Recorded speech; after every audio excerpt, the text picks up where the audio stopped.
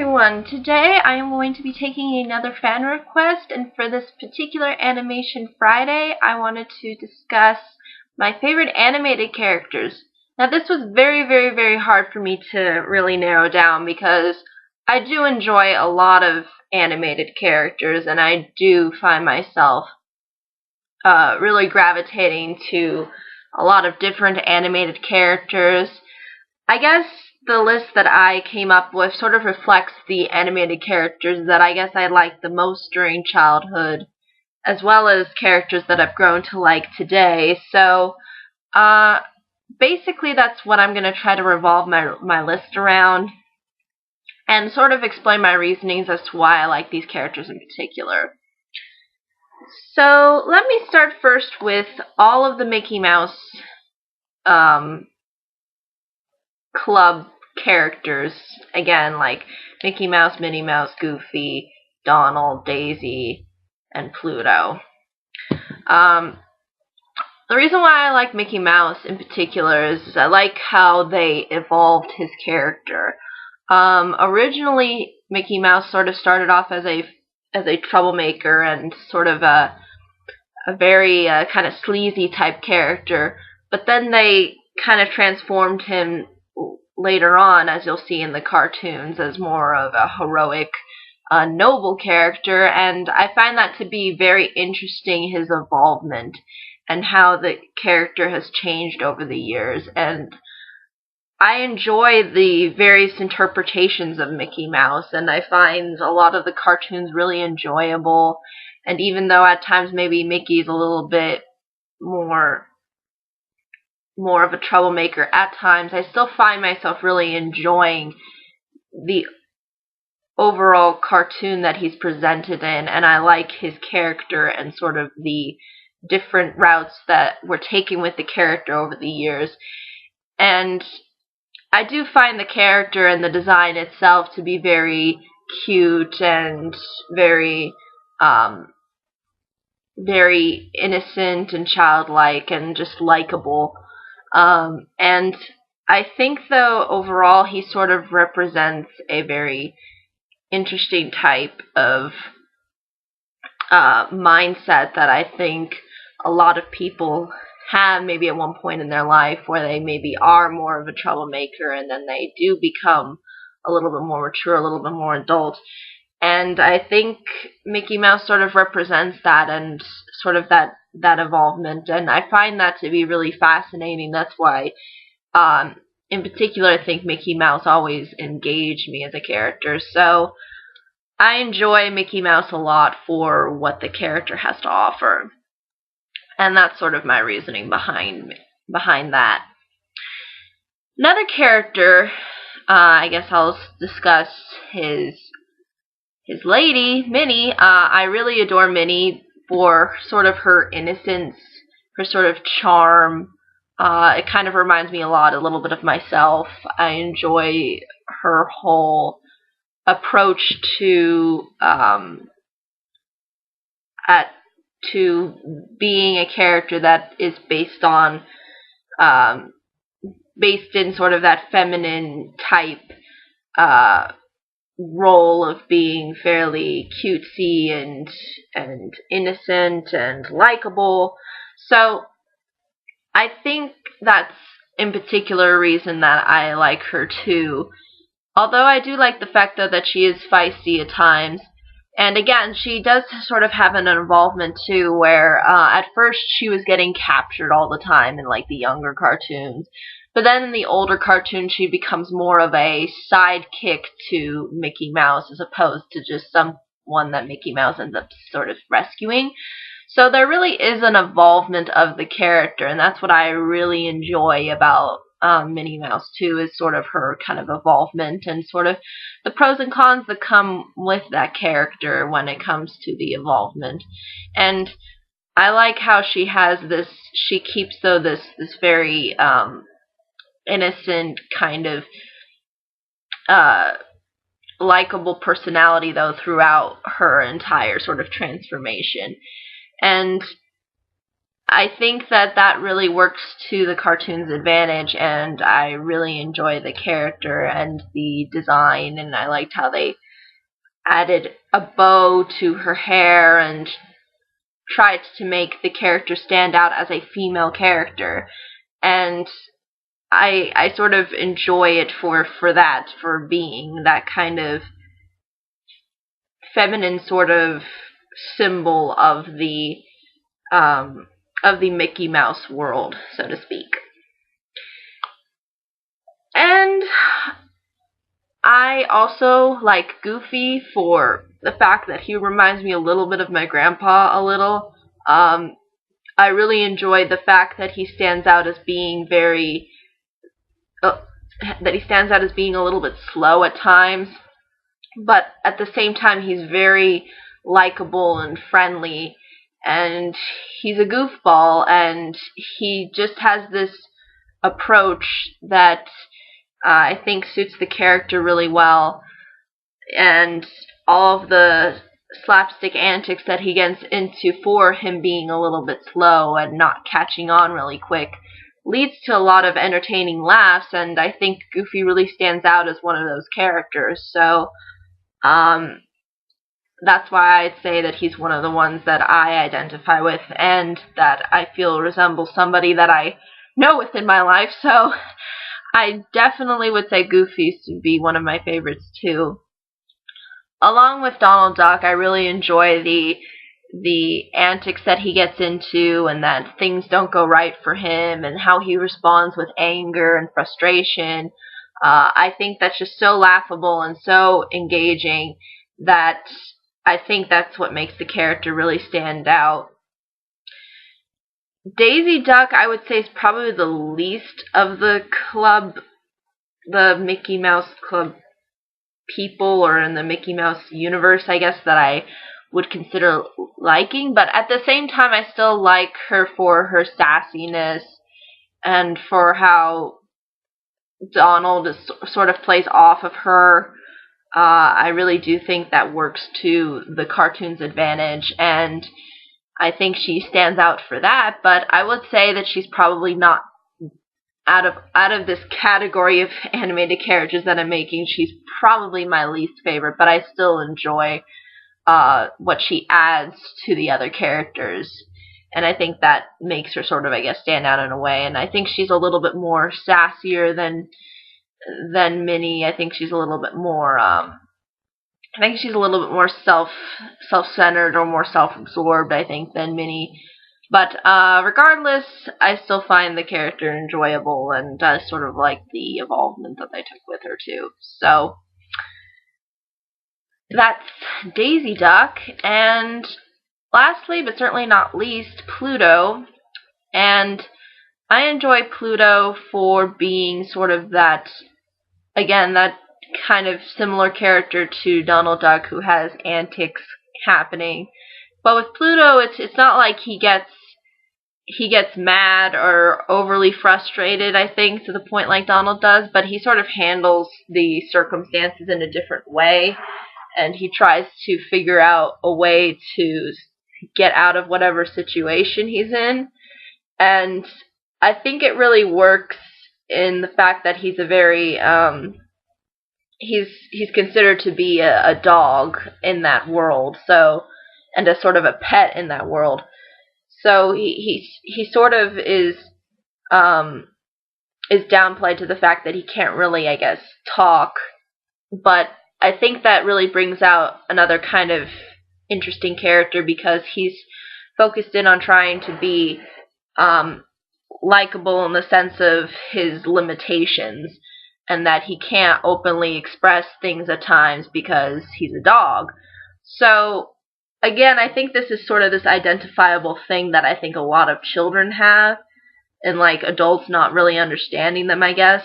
So I think really Pluto is sort of that dog that symbolizes that. So I really enjoy his character and watching his cartoons as well. So all of these characters I really enjoy, and I think offer something to the table when it comes to animation, and I love the cartoons. They're just so they're just so much fun to watch, at least for me.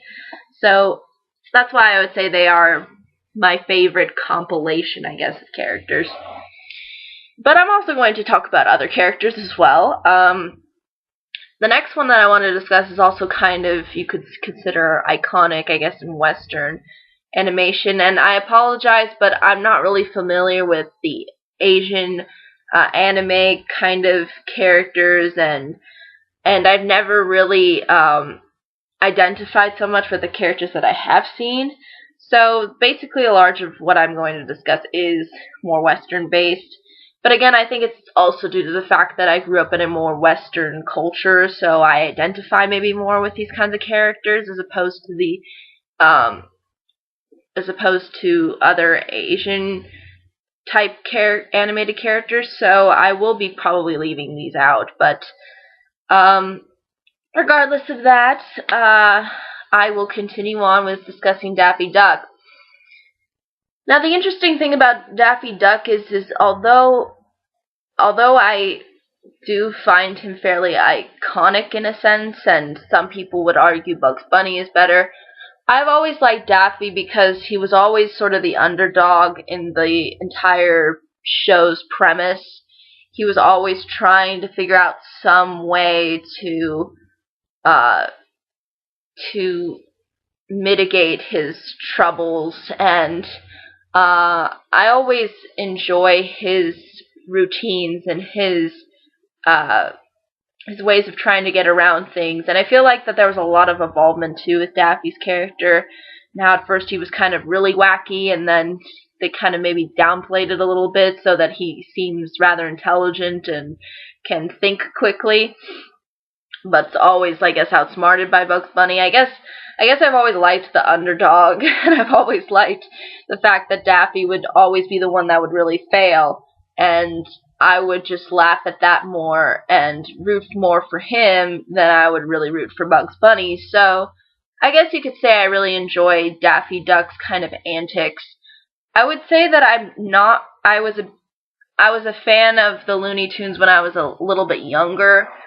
Again, maybe because I was a little bit more hyper. Now I don't really watch Looney Tune cartoons, but I will say that when I do see Daffy Duck just going completely berserk or doing something completely out of whack, I can't help but laugh because I just think he's that much of an insanely engaging character. So that's why I would say that Daffy Duck in particular, I think, appeals a lot to me personally. Now, the next cartoon character that I'm going to talk about is actually in a film. So I'm doing television and film, so I'm sort of combining the two. So this is just animated characters in general, so it's not based upon just television or just film. The next character I want to talk about is Buzz Lightyear. I actually liked Buzz Lightyear more as a kid than I did Woody for some reason, and I didn't really understand why. And then I was an adult, I feel like I kind of understand why I identify maybe more with Buzz Lightyear's character. Because I think Buzz was going through something different than what Woody was going through. And I thought what Woody was going through as an adult was really cliche, like the whole jealousy aspect, of, oh, this character is giving so-and-so more attention, and therefore I'm jealous, and, I take out my jealousy on this one character. That's, I think, been done to death. But what I do like about Buzz's character is that he sort of goes through something different, and I don't think we've seen on a lot of characters that are animated. And that is like an identity crisis. Like, he legitimately believes that he is what the cartoon, or what the, I guess within the Toy Story universe, says he is, which is a toy. And I don't know if the cartoon universe made it too that he was part of a television show. I can't really say. But it did seem like that there was this really big story that Buzz initially had within his mind as to who he was. So I'm assuming that there might have been a cartoon involved, but I can't really say for sure. But ultimately, he has this feeling that he is something, and that he really holds on to that belief and to that feeling. And Woody obviously gets annoyed by this, and this leads to a lot of fun comedy bits. But what I really enjoy about Buzz is just how innocent and just over-consumed by who he thinks he is, that it's I think really identifiable and just something unique. That he's really just going through something within himself, and he doesn't really realize ultimately what he is. And then once he figures it out, he becomes really sad and feels like that he can't amount to anything. And I think that's very identifiable, and I think that's really a really deep, deep concept for kids. And when you have the whole scene of him just like looking out the window and thinking, I can fly. That's nonsense. Like, what are these people saying? Like, I can fly, and then he tries to reach for something, and then he ultimately falls. And I think that's just something that's so powerful for people, because he's not just going through some jealousy feud. He's not, pawning a scheme to, throttle anybody. He's just going through an internal self-struggle, and he ultimately realizes that I don't need to be this unattainable thing called Buzz Lightyear. I can just be myself, and I can do whatever I can to, make things better. And that's why I really like the line when he lifts up Woody with like the rocket, and he said, and then when they're kind of just gliding down, Woody says, "You're flying, Buzz," and he goes, "No, this is falling with style." He accepts finally now who he is as a character, and I find that to be just so darn likable, just so engaging, that I can't help but really root for Buzz. I've always liked him over Woody for some reason, and I think it has to do with the fact that his character isn't really that cliche, and he feels like a character that really goes through some kind of inner turmoil. And I think this inner turmoil is very identifiable, and I just think is a lot more engaging than the concept of jealousy.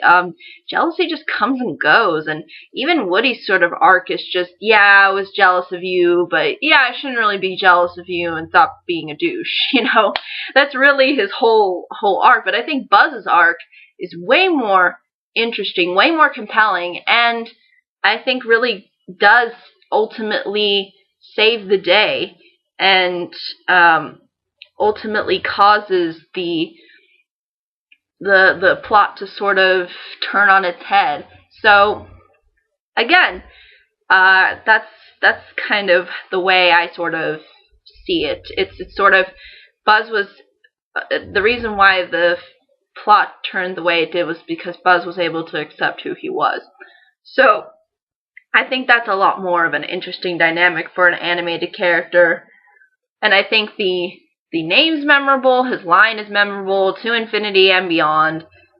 Just he just has this really innocent and heroic type energy that I think really stands out, and that's why I enjoy watching him so much.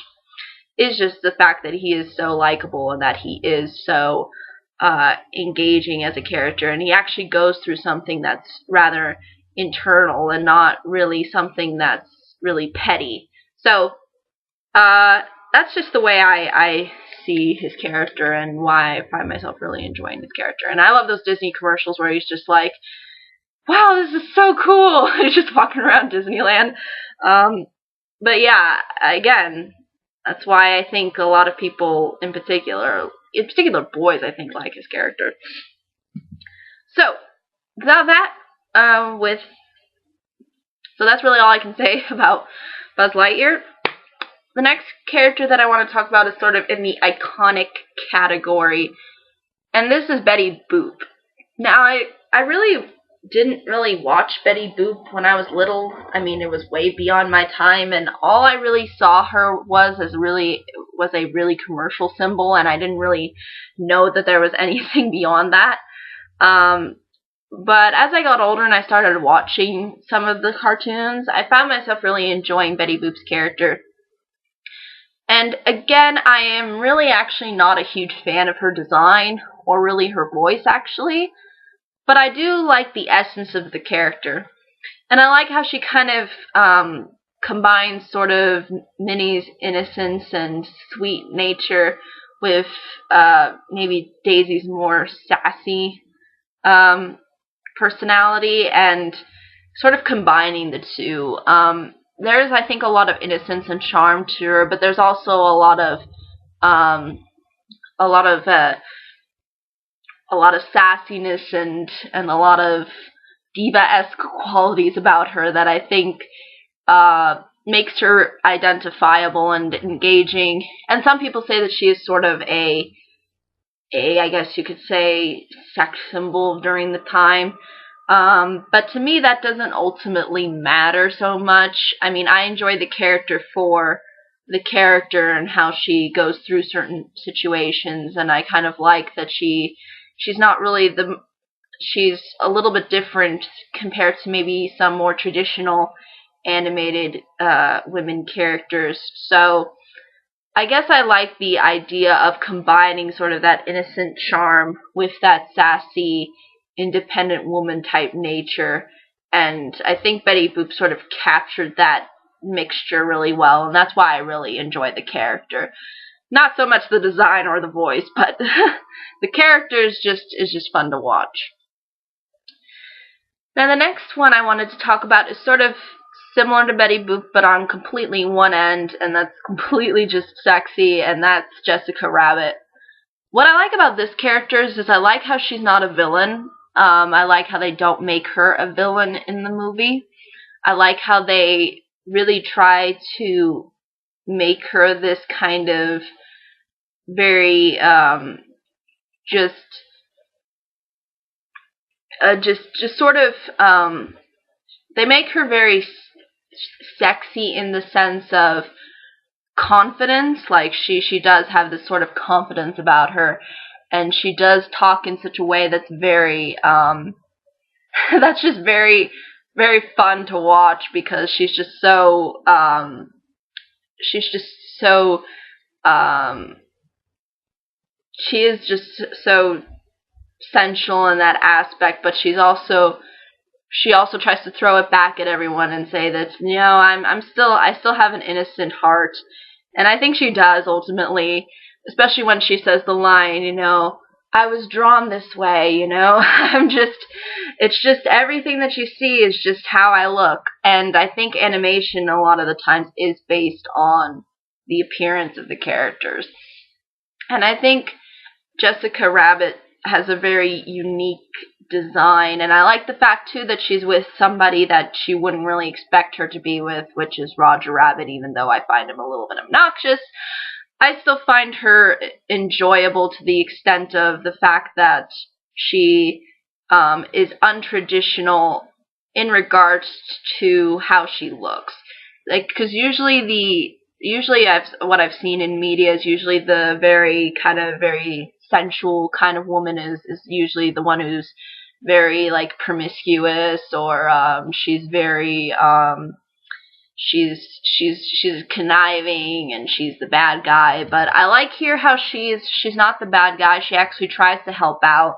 She does contribute, and she goes beyond what her looks are. And that's what I think makes her a really interesting character. She goes beyond what people see.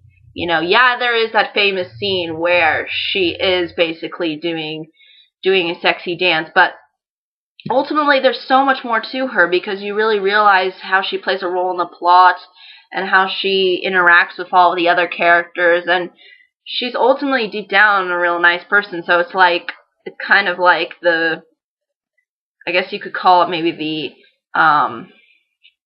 hooker with the heart of gold mentality going on. But I think her character in particular, I think, grasps the concept of a sensual woman being in being a lot more than what she looks, and that's why I think she rules the roost, as they say, I guess. So I really find myself enjoying her character. Her design is just crazy. Like, it's just the proportions are just ridiculous. Even when she just like goes out on stage, I'm just like kind of laughing. I'm just going, those proportions would never exist. just that V shape and then completely going back out. That just does not work in real life. But again, even though she is this kind of overly kind of sexualized character, she still has a lot of depth to her. And I find that to be really interesting, and I find that to be one of the main reasons I liked Who Framed Roger Rabbit a lot.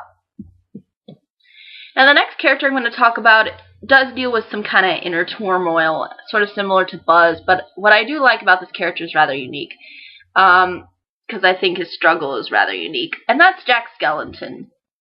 Skeleton. From The Nightmare Before Christmas. The reason why I like Jack Skellington a lot is he's kind of going through something that I don't think a lot of cartoons or a lot of other characters go through, and that's kind of the whole concept of what if you are the best at what you do, but you don't have you can't explore anything else. You can't you're just it's that I think concept of having fulfillment and then not knowing what to do next and where life should go from here. And I think he does have this kind of problem, and I wouldn't say it's like an identity crisis like Buzz Lightyear, but it's more of a what I should do with my self kind of crisis, because he's already so well established. He's already good, so good at what he does. What else is there for him to explore? What else is there for him to do? And he doesn't really know what he should do.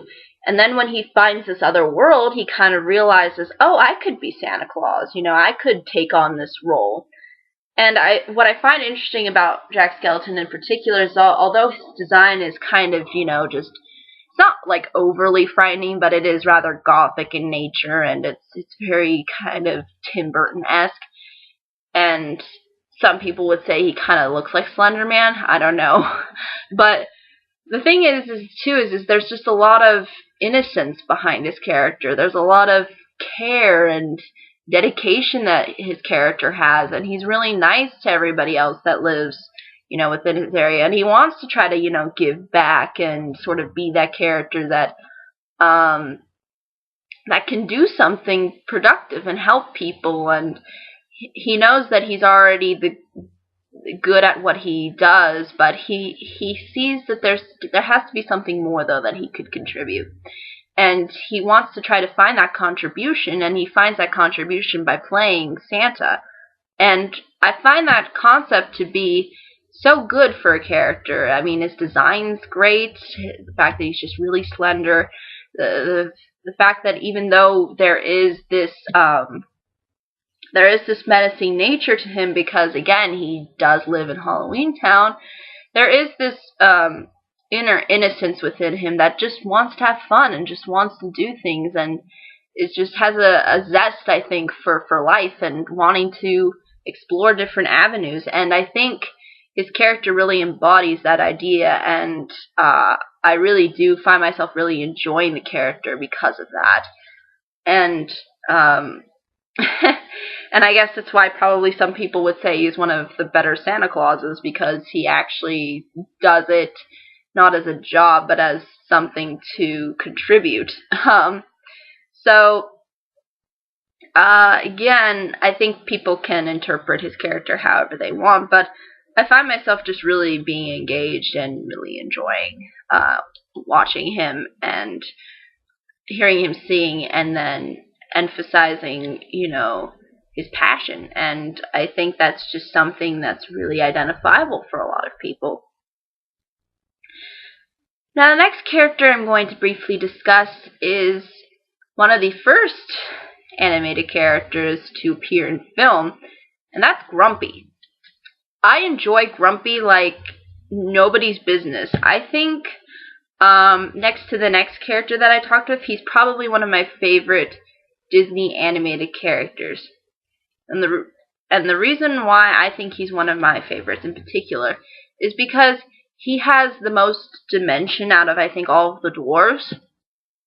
And not only that, but he does seem to develop an interesting relationship with Snow White. It is sort of this kind of, at first sort of hate relationship. Like he legitimately does not like her at first. And, she's trying to be really nice to him and trying to, be sort of the mother figure for him. And he's kind of unresponsive and just kind of like, women, and he's just a grump. And I find that to be so engaging. And I like, though, how he evolves, though, over the film. And at first, he does, and in that he doesn't stay in this state of complete hatred and complete downer grump. He does express some forms of happiness sort of towards the end of the film. He does kind of express this energy that's just completely different from all the other dwarves. Whereas all the other dwarves sort of go along with the sort of plot, Grumpy kind of is the one that just detours away from that. And he really does have this sort of thick skin. And you see how that thick skin sort of breaks down later on within the film. And I think that once he breaks that skin, that's really when, Snow White dies, and then you actually see him cry, and you see him actually express some other emotions, and you see him kind of act like and go into the mindset of how all the other dwarves see Snow White. So, again, I really enjoy just how cynical he is. I just enjoy how he's just so... Gosh darn, he's just so, I think, just fun to watch because he's such a grump. He's such a Debbie Downer and a Scrooge. He embraces it to the fullest extent. But then once the situations change, he really evolves as a character, and you really do sympathize with him, and you kind of realize that, deep down he's really not a bad person. Or a grumpy dwarf. There's a lot more to him. And I think this is really the only dwarf who did it, to the extent that Grumpy did, in regards to evolving. And that's why I really enjoy his character. It's just, he's fun to watch when he's grumpy. It's nice to see when he kind of tries to break down, the walls that he has. And I think it's just very identifiable for a lot of people. I don't think a lot of people that maybe you meet initially are friendly, or that everybody's friendly 24/7, but it's kind of like they have a tough skin for themselves because, they don't want to be hurt. And I think that's sort of what Grumpy sort of expressed throughout the film. But I think ultimately, though, that's really all I can say, and I do love the design, and I do love the way that he expresses himself. So, again, I think one of my favorites. Now, the next one that I want to briefly discuss, the second to last one, is another Disney character in film, and that is Dumbo. Yes, Dumbo. The reason why I like Dumbo in particular is that I like the fact that although he's really innocent and he doesn't really ask for anything bad to happen within his life, it sort of just happens to him, how he's initially judged for how he looks, and then how, he really didn't do anything. Like, it wasn't like he committed some horrible act and now he deserves to be shunned from society, but he's just born a certain way and then people judge him for it, and then he's just going through it all just as a child, as almost an infant. Like, he doesn't even talk. Like, it's not like Bambi where there is more involvement with him, and that he can react to certain things, and that he has his mother with him constantly.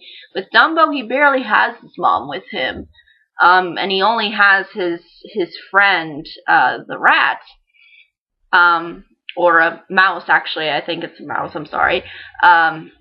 And not really his mom. And then there's all these crazy, zany things that happen because, again, he's in this crazy kind of environment with the circus and all of that, that he just seems like an oddball and out of place and doesn't really know what to do or how to react, or he's just like surrounded by this environment that doesn't really welcome him and that doesn't really appreciate him. And I think a lot of kids can identify with this. I think a lot of kids can grasp around the idea of not really necessarily maybe so much.